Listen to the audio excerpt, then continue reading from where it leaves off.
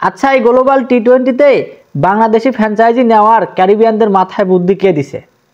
মানে এই ওয়েস্ট ইন্ডিজের যে লিগটা হচ্ছে গ্লোবাল টি-20 লিগ, এদের মাথায় বুদ্ধি কে দিছে যে বাংলাদেশে একটা ফ্র্যাঞ্চাইজি নিয়ে এসে এই আমাদের গ্লোবাল টি-20তে অংশগ্রহণ নেবে, এখানে খেলবে? এই বুদ্ধিটা কে দিছে?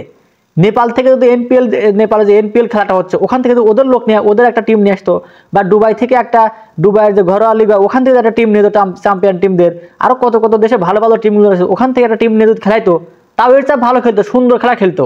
আর এই চুতমানি করে নিছে, চুতমানি বাংলাদেশ থেকে যে টিমটা নিয়েছে রংপুর গেছে, এই চুতমানি ওখানে গিয়ে আরো এই খেলাটার সৌন্দর্য নষ্ট করতেছে। এই লিগটার সৌন্দর্য একদম পিছন মারি দিছে, লিগটার সৌন্দর্য একবার গোয়া মারি দিয়ে রাখি দিছে। দুইটা ম্যাচ খেলছে গতকালকে 151 রানে টার্গেট। ক্রিকেট ভিক্টোরিয়ার সাথে অস্ট্রেলিয়ার একটা টিম, তাদের সাথে আমরা ওই 151 রান নিতে পারলাম না। ইজি জিতা ম্যাচ, ইজি। এক পর্যায়ে ছিল 30 বলে 41 রানের টার্গেট, সেই রানও আমরা নিতে পারিনি। আমাদের এই রংপুর রাইডার্স সেই রানও নিতে পারলো না। চুতমানিরা এখন ক্রিকেটটা খেলতে গিয়ে শুধু শুধু ক্রিকেট নষ্ট করতেছে। এই বাংলাদেশের ক্রিকেট তো নষ্ট করছে। এখন মনে করেন গ্লোবালে যেসব মানে আরো যে লিগগুলো হবে, এইসব লিগে যদি এদেরকে সুযোগ দেওয়া হয়, তাহলে একদম মনে করেন পুরো পৃথিবীর ক্রিকেট পিছন মারি দিবে নি।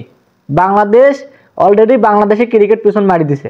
এখন যে এইসব লিগে যদি এদেরকে সুযোগ দেন, আরো যারা মানে আগামীতে যারা আয়োজন করবেন লিগ, যদি এই বাংলাদেশে কোনো ফ্র্যাঞ্চাইজি লিগ বা ফ্র্যাঞ্চাইজি বাংলাদেশে কোনো প্লেয়ারকে যদি সুযোগ দেন, তাহলে ওই ক্রিকেট একদম পিছন মারি রেখে দিবে। এটা শিওর থাকেন, নিশ্চিত থাকেন। গ্লোবাল টি-20 নামে একটা যে আসর হচ্ছে, এখানে চ্যাম্পিয়ন দেশের সব চ্যাম্পিয়ন টিমগুলো গেছে, সুন্দর খেলবে। যদিও ওখানকার পিচ একটু স্লো লো হয়, তারপরেও ওই চুতমানি করে খেলা দেখে কি মনে হয় যেটা ক্রিকেট খেলতে গেছে? মনে হয় এরা পিকনিকে গেছে। ওয়েস্ট ইন্ডিজেতে বড় বড় পাহাড়গুলো আছে, সমুদ্র আছে, ওখানে পিকনিকে গেছে এরা। সাথে 2-3টি করে বউ নিয়ে গেলে ভালো হতো, এক একটা বউ সাথে বউ নিয়ে গেলে ভালো হতো, নিয়ে আরামসে এরা পিকনিক করতো, তা ভালো লাগতো এদের। চুতমানিরা খেলতে গেছে। হ্যাঁ, আগের ম্যাচ 132 রানের টার্গেট ছিল প্রথম ম্যাচ, সেটাও হারিয়ে গেছে। মানে ওটাও জিতা ম্যাচ, একদম ইজি জিতা ম্যাচ। সেই ম্যাচটা মানে লাস্ট পর্যন্ত হারিয়ে গেল।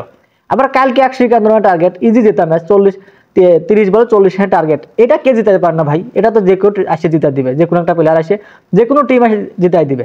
আর সেই ম্যাচটা আলগোসে কিভাবে হারিয়ে গেল, মানে দেখে মনে করেন রাগ এতটা আসলো, মনে করি যে এই চুতমানি ধরে ধরে পিছন দিয়ে একটা করে দিয়ে দিলে তা ভালো হতো। চুতমানিরা ক্রিকেট খেলতে গেছে, ক্রিকেট মারাতে গেছে চুতমানিরা। হ্যাঁ, ক্রিকেটের বাংলাদেশের ক্রিকেটের পিছন তো মারি দিছে। এখন গ্লোবালি যা সব টুর্নামেন্ট আছে ওসব টুর্নামেন্টের সৌন্দর্য নষ্ট করতেছে, পিছন মারি দিচ্ছে ক্রিকেটের সৌন্দর্যটাই একবার নষ্ট করে দিচ্ছে। আইসিসি কেন এই বাংলাদেশকে ক্রিকেট থেকে সাসপেন্ড করে দেয় না কেন?